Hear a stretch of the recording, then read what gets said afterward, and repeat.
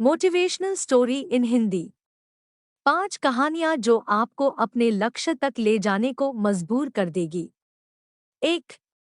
सफलता का रहस्य। सुकरात। एक बार एक व्यक्ति ने महान फिलोसोफर सुकरात से पूछा कि सफलता का रहस्य क्या है। What is the secret of success? सुकरात ने उस इंसान को कहा कि वह कल सुबह नदी के पास मिले, वहीं पर उसे अपने प्रश्न का जवाब मिलेगा। जब दूसरे दिन सुबह वह व्यक्ति नदी के पास मिला तो सुकरात ने उसको नदी में उतरकर नदी गहराई की गहराई मापने के लिए कहा। वह व्यक्ति नदी में उतरकर आगे की तरफ जाने लगा। जैसे ही पानी उस व्यक्ति के नाक तक पहुंचा, पीछे से सुकरात ने आकर अचानक से उसका मुंह पानी में डुबो दिया। वह व्यक्ति बाहर निकलने के लिए झटपटाने लगा, कोशिश करने लगा, लेकिन सुकरात थोड़े ज्यादा स्ट्रॉन्ग थे। सुकरात ने उसे काफी देर तक पानी में डुबोए रखा। कुछ समय बाद सुकरात ने उसे छोड़ दिया और उस व्यक्ति ने जल्दी से अपना मुंह पानी से बाहर निकालकर जल्दी जल्दी सांस ली। सुकरात ने उस व्यक्ति से पूछा, जब तुम पानी में थे तो तुम क्या चाहते थे? व्यक्ति ने कहा, जल्दी से बाहर निकलकर सांस लेना चाहता था। सुकरात ने कहा, यही तुम्हारे प्रश्न का उत्तर है। जब तुम सफलता को उतनी ही तीव्र इच्छा से चाहोगे जितनी तीव्र इच्छा से तुम सांस लेना चाहते हैं, तो तुम्हें सफलता निश्चित रूप से मिल जाएगी। 2। अभ्यास का महत्व। प्राचीन समय में विद्यार्थी गुरुकुल में रहकर ही पढ़ा करते थे। बच्चे को शिक्षा ग्रहण करने के लिए गुरुकुल में भेजा जाता था। बच्चे गुरुकुल में गुरु के सानिध्य में आश्रम की देखभाल किया करते थे और अध्ययन भी किया करते थे। वरदराज को भी सभी की तरह गुरुकुल भेज दिया गया। वहां आश्रम में अपने साथियों के साथ घुलने मिलने लगा, लेकिन वह पढ़ने में बहुत ही कमजोर था। गुरुजी की कोई भी बात उसके बहुत कम समझ में आती थी। इस कारण सभी के बीच वह उपहास का कारण बनता है। उसके सारे साथी अगली कक्षा में चले गए, लेकिन वो आगे नहीं बढ़ पाया। गुरुजी जी ने भी आखिर हार मानकर उसे बोला, बेटा वरदराज, मैंने सारे प्रयास करके देख लिए हैं। अब यही उचित होगा कि तुम यहाँ अपना समय बर्बाद मत करो। अपने घर चले जाओ और घरवालों की काम में मदद करो। वरदराज ने भी सोचा कि शायद विद्या मेरी किस्मत में नहीं है, और भारी मन से गुरुकुल से घर के लिए निकल गया। दोपहर का समय था। रास्ते में उसे प्यास लगने लगी। इधर उधर देखने पर उसने पाया कि थोड़ी दूर पर ही कुछ महिलाएं कुएं से पानी भर रही थी। वह कुएं के पास गया। वहां पत्थरों पर रस्सी के आने जाने से निशान बने हुए थे, तो उसने महिलाओं से पूछा, यह निशान आपने कैसे बनाए? तो एक महिला ने जवाब दिया, बेटे, यह निशान हमने नहीं बनाए। यह तो पानी खींचते समय इस कोमल रस्सी के बार बार आने जाने से ठोस पत्थर पर भी ऐसे निशान बन गए हैं। वरदराज सोच में पड़ गया। उसने विचार किया कि जब एक कोमल से रस्सी के बार बार आने जाने से एक ठोस पत्थर पर गहरे निशान बन सकते हैं, तो निरंतर अभ्यास से मैं विद्या ग्रहण क्यों नहीं कर सकता? वरदराज ढेर सारे उत्साह के साथ वापस गुरुकुल आया और अथक कड़ी मेहनत की। गुरुजी ने भी खुश होकर भरपूर सहयोग किया। कुछ ही सालों बाद यही मंदबुद्धि बालक वरदराज आगे चलकर संस्कृत व्याकरण का महान विद्वान बना, जिसने लघु सिद्धांत कौमुदी, मध्य सिद्धांत कौमुदी, सार सिद्धांत कौमुदी, गीर्वाण पद्मंजरी की रचना की। शिक्षा मोरल। दोस्तों, अभ्यास की शक्ति का तो कहना ही क्या है। यह आपके हर सपने को पूरा करेगी। अभ्यास बहुत जरूरी है, चाहे वो खेल में हो या पढ़ाई में या किसी और चीज में। बिना अभ्यास के आप सफल नहीं हो सकते हो। अगर आप बिना अभ्यास के केवल किस्मत के भरोसे बैठे रहोगे, तो आखिर में आपको पछतावे के सिवा और कुछ हाथ नहीं लगेगा। इसलिए अभ्यास के साथ धैर्य, परिश्रम और लगन रखकर आप अपनी मंजिल को पाने के लिए जुट जाएं। 3.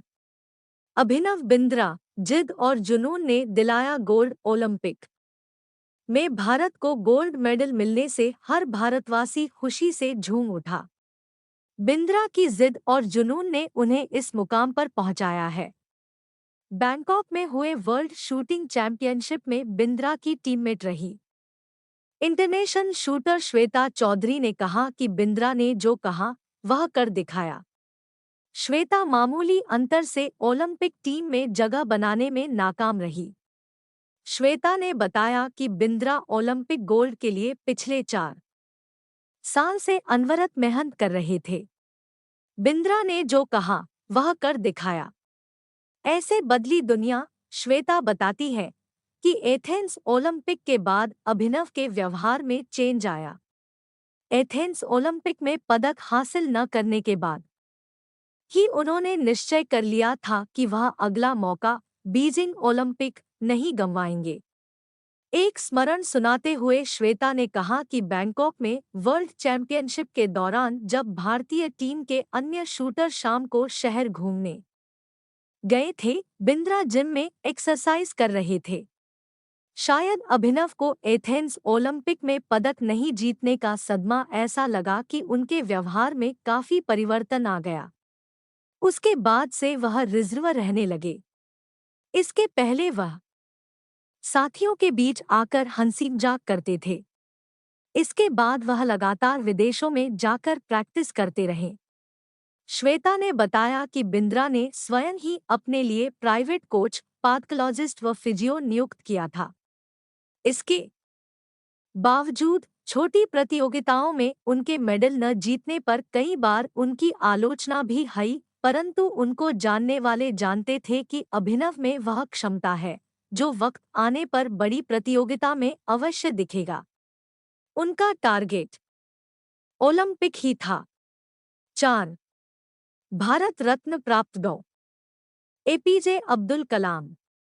अब्दुल कलाम का जन्म 15 अक्टूबर 1931 को तमिलनाडु के एक गांव धनुषकोडी में हुआ था। इनके पिता मछुआरों को किराए पर नाव देते थे। कलाम ने अपनी पढ़ाई के लिए धन की पूर्ति हेतु अखबार बेचने का कार्य भी किया। डॉ. कलाम ने जीवन में अनेक चुनौतियों का सामना किया।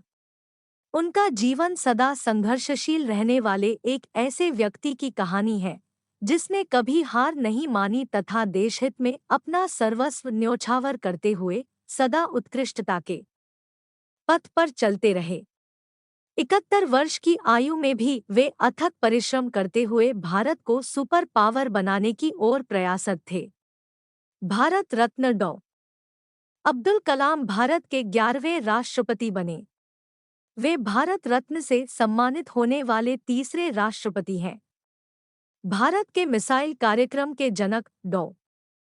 कलाम ने देश को अग्नि एवं पृथ्वी जैसी मिसाइलें देकर चीन एवं पाकिस्तान को इनकी रेंज में लाकर दुनिया को चौंका दिया। एक बार एयरफोर्स के पायलट के साक्षात्कार में 9वें नंबर पर आने के कारण कुल 8 प्रत्याशियों का चयन करना था, उन्हें निराश होना पड़ा था। वे ऋषिकेश बाबा शिवानंद के पास चले गए एवं अपनी व्यथा उन्हें सुनाई। बाबा ने उन्हें कहा, accept your destiny and go ahead with your life. You are not destined to become an Air Force pilot. What you are destined to become is not revealed now, but it is predetermined. Forget this failure, as it was essential to lead you to your existence. Become one with yourself, my son.